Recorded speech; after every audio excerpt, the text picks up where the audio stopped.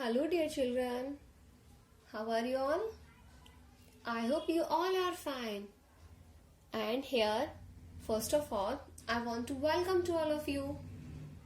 Okay, so as you know that this is our science online class and today we will complete this chapter number 10. Okay, in the last lecture we already started this chapter number 10. Do you know what is the name of the chapter? And I hope you all learnt or you all watched the last lecture on based it. If you didn't, then please go first watch the first lecture based on this chapter number 10 and then you have to watch this one. Okay, so this is our chapter number 10 and name of the chapter is rocks and minerals. Okay, rocks and minerals.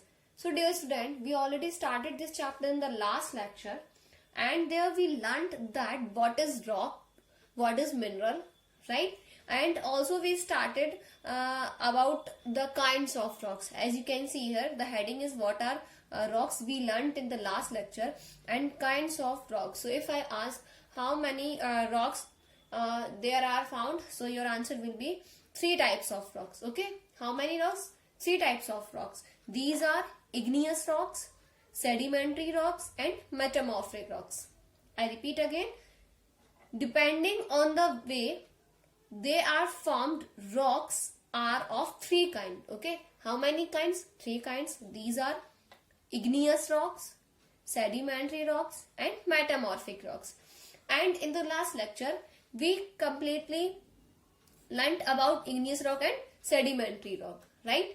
Today we have to learn about the last one, that is metamorphic rocks. Okay, today we will learn about this one. Okay, so first let's see what is igneous rock. Let's do quick revision. Okay, what is igneous rock? I taught you that when the magma comes on the earth's surface and it become cool slowly or sometimes quickly, so when the rocks form from this thing, so it is known as igneous rock, right? And sedimentary rock, I taught you that sedimentary rocks, these are in different layers, right? Okay, heat, water, wind and the ice cause weathering of rocks, and the small pieces of rocks are carried down as sediments by the rivers. So that's why we were calling it sedimentary rocks, right? And also we learnt their types. We learnt that igneous rock have many types like pumice, granite and obsidian. And also we learned that sedimentary rocks have also few types like sandstones, shale and conglomerate and limestone and many more things. Now let's move on metamorphic rocks. Okay, now I am going to teach about the metamorphic rocks. Okay, so what is metamorphic rocks? As you can see, the heading is written here. What is metamorphic rocks?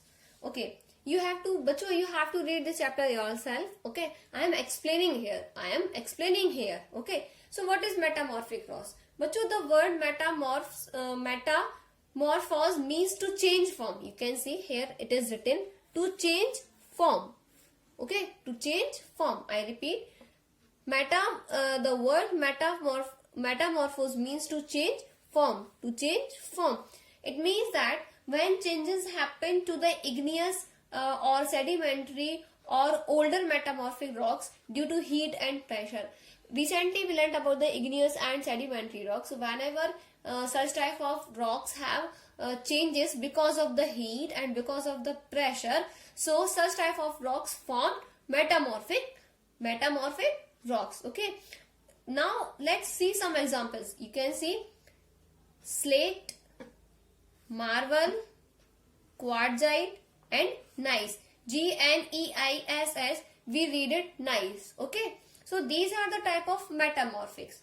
So as you can see, the first one is slate. You can see this picture, slate. But this slate is this I hope you all remember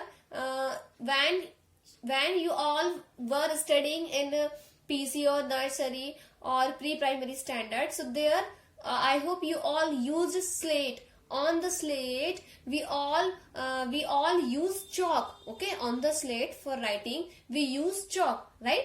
So slate, it is formed from shell, a sedimentary rock, by the action of heat and pressure. Recently we learned that, and in the last lecture I told you that shell, this is the type of sedimentary rock. Shell, this is the type of sedimentary rock, and when because of the heat and pressure, when heat and pressure works on the shell rocks more and more, so this type of sedimentary rocks form metamorphic rocks. Okay, and it is used to make slate on which children write with chalk sticks, and it is black in color. You can see, है ना, it is black in color. Is that clear? All right. Now come to the next one, marble. You can see this picture, marble rock. Marble rock. This is in trend nowadays, right? Whenever the home construction or any types of building construction is going on, so most of the people are using it, right?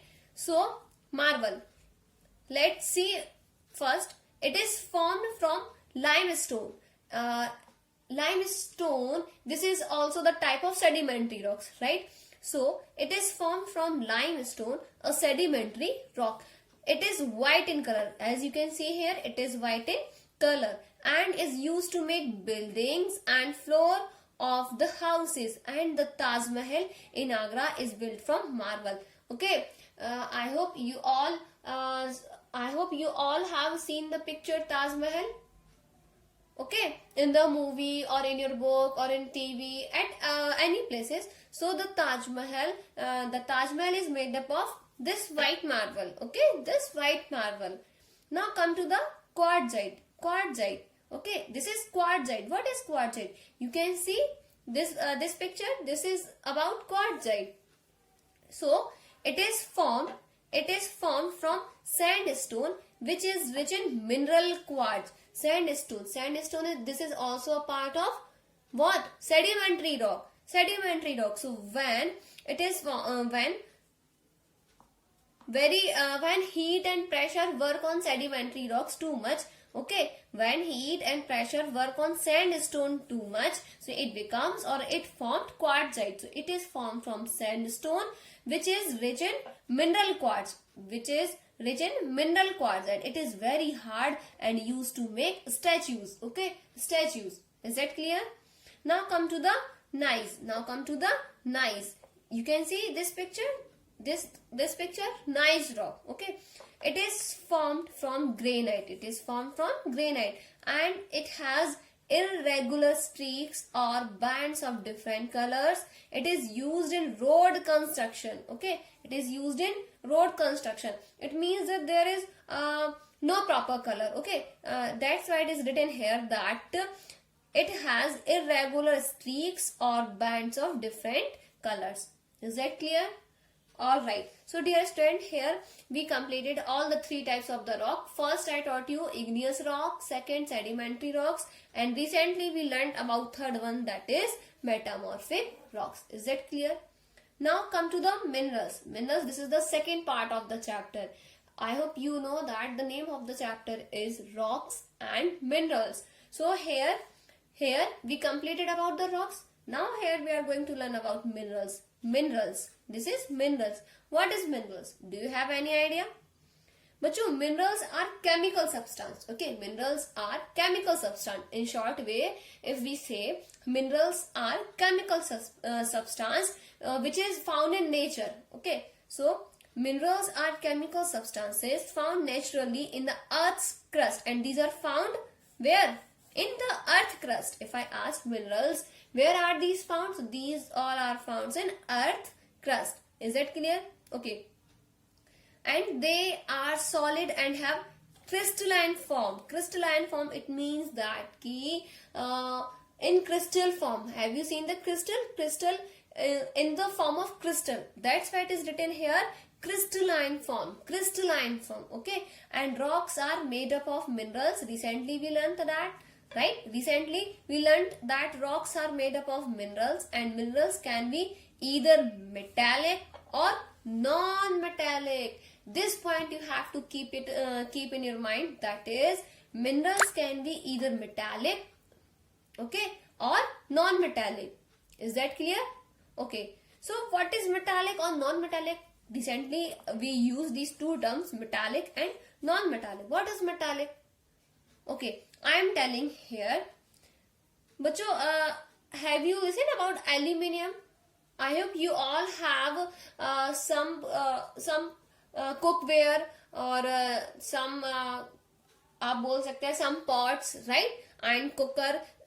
These things are made up of aluminium, and I hope you all have some copper pottery at your home. Okay, so dear student, aluminium, copper, iron and silver, these are some metallic minerals. Okay, these are some metallic minerals. While if we talk about the other ones like gypsum, salt and gemstones are some non-metallic minerals. Is that clear?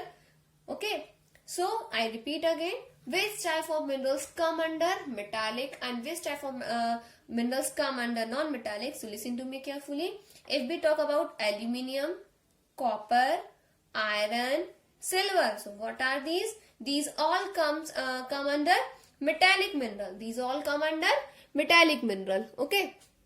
Now if we talk about the other one like gypsum, salt and gemstone, so these all come under non-metallic minerals. Okay. Now come ahead. Some minerals are present in trace quantities in our several food items and are important for living organisms. Some minerals are found in different types of ways, like several foods. Okay, I repeat this point. Some minerals are present in trace quantities in our several food items and are important for living organisms. Living organisms like animals, humans, right? Insects. So what are these? These all are living organisms such as iron, potassium and calcium. Okay, so if I ask which type of minerals are found in living organisms, so what is your answer? Here your answer will be iron, potassium and calcium. Is that clear? Alright, now come ahead. What are the uses of minerals? Do you have any idea about that? Don't worry, I am telling here. Okay, but some precious metals like if we talk about gold, silver, platinum. So what are these? These all are extracted from the interior of the earth. Okay, and they are used for making jewelry. So you can say that sometimes minerals can be used for making jewelry. Okay, now come to the next point. Some minerals like phosphate, nitrates, sulfates, these are important for fertilizer and they are necessary for plant growth. So now if I ask which type of minerals are necessary for plant growth, so here your answer will be what? Phosphates, nitrates and sulfate. I repeat again, phosphates, nitrates and sulfate. So these type of minerals are necessary for plant growth. Okay, is that clear? Now come ahead. Many precious stones are found in rocks like diamond, ruby. These are the precious stones found in the form of minerals. Okay, and when these stones are cut and polished, they are called gems. Now come to the last point, that is diamond is almost colorless. Okay, diamond is almost colorless, but most sparkling stone ruby and garnet are red. Okay, so you have to learn just one thing, that is diamond is almost colorless and most sparkling stone. I hope these all things clear here. Now come ahead. So you can see our next topic is wealth from rocks. Wealth from rocks, it means that when you will read this para, so you will find that the things that we can find from the rocks, known as wealth from rocks. Okay, like coal, you can see the words are written in pink color, like coal, petroleum and fossil fuels. Okay, I repeat again, coal, petroleum and fossil fuels. So what are these? These are the wealth from rocks. Okay, but कभी आपने सोचा है that how can they form and what are the uses of such type of things? Okay, I am telling here that they are formed from dead plants and animals that got buried under sedimentary rocks over millions of years ago. It means that over millions years ago, if we talk about the over millions years ago, so fossils, or you can say when the dead plants and the animals, that all things got buried over millions years ago, over million years ago under the sedimentary rocks. So these things form coal and petroleum, okay, and also known as fossil fuels. If I ask what are the fossil fuels, here your answer will be coal and petroleum, okay. But these things take so much time, okay, these things take so much time for making in this way, okay. If we talk about coal and petroleum here, so these things took so much time, okay, under as more sediments deposited over them and they were compressed under high pressure and high temperature, they got slowly converted. As I taught you that the process takes so many time, so they got slowly converted into fossil fuels, okay. But these things are non-renewable natural resources. It means that if we use it at once, so we can't reuse it, okay, we can't reuse it. So that's why coal and petroleum are non-renewable natural resources. Is that clear? So it means that we have to use these things very carefully. Alright. Now come to the coal. Now let's see about both fossil fuels one by one. Okay, coal and then petroleum. So let's see about the coal. You can see here the coal formation is given here. Okay, coal formation. If we talk about the million year ago, so you can see that time there were many plants and animals and trees were there, right? But when the time was passed out, these all things got buried, and because of the heat and pressure, it converted into the coal. Slowly. This process took so much time. Okay, this process very slow. Okay, so they got slowly converted into fossil fuels. Is that clear? Okay.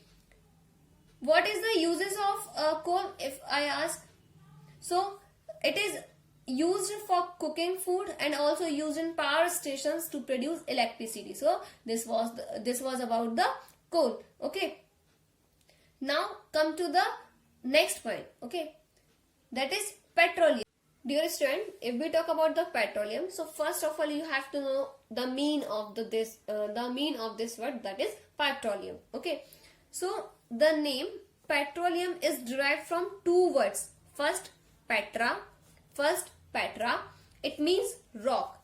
Petra, it means rock. Petra, it means rock. And oleum, it means oil. Okay, here we are learning about petroleum. So petroleum, this word, if we talk about this word, so this word derived from two words. Petra, P-E-T-R-A, Petra, it means rock. Petra, it means rock. And if we talk about the oleum, oleum, it means oil. Okay, so that's why it means this mineral oil is derived from rock. Okay, this type of mineral oil derived from rock. Is that clear? Petroleum was formed from the organisms living in the sea. As these organisms died and their dead bodies settled at the bottom at the sea and got covered with layers and sand and clay. As you can see in the picture, this picture is showing about the petroleum formation. You can see many more things, like if we talk about living organism. Okay, so there is written here living organism died and their dead bodies settled at the bottom of the sea. You can see this is the surface, at surface, and this is the sea water here. Okay, sea water here.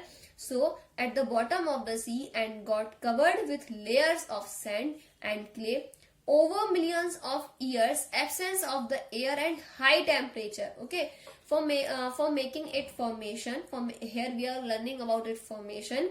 So over millions of years, absence of air and high temperature and high pressure transform the dead organism into petroleum. Okay, and we get petroleum by digging special wells into the oil bearing rocks. So that's why these things take so much time, okay, to form. Okay, now what is the use of petroleum? So as we know that it is used as a as a fuel, right? So it is used for running vehicles. It means that as a fuel. It is also used for dry cleaning our clothes. Kerosene oil and cooking gas are used as fuel. Alright, now come ahead. Bachcho, this is the last topic. Okay, this is the last topic of this chapter, that is conservation of natural resources. So recently we learnt about the coal and petroleum. What are these?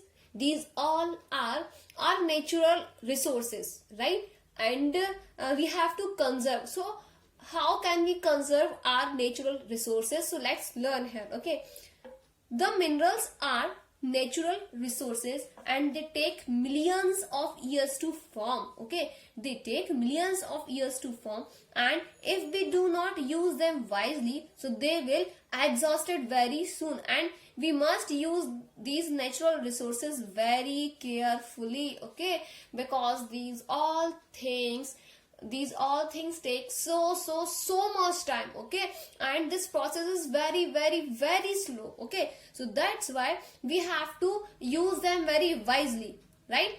Now reuse or recycle. Let's learn what is this here. Things made of different metals, plastics, etc. can easily be recycled or reused. Okay, next, use fuels. What are fuels? Like coal, petrol and diesel. These all are the type of fuels. So use fuels carefully. We have to use all the fuels and minerals carefully.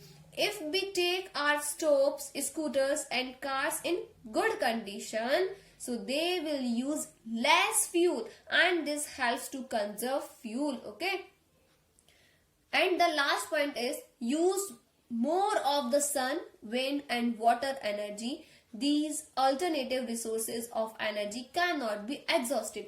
So now if I ask which is the best way to conserve the natural resources according to you, so what is your answer will be? Okay, but this point is teaching us that use more of the sun, wind and water energy. Okay, when we use sun, wind and water energy, so these alternative resources of energy cannot be exhausted, and by using such type of energy we can conserve the natural resources more and more.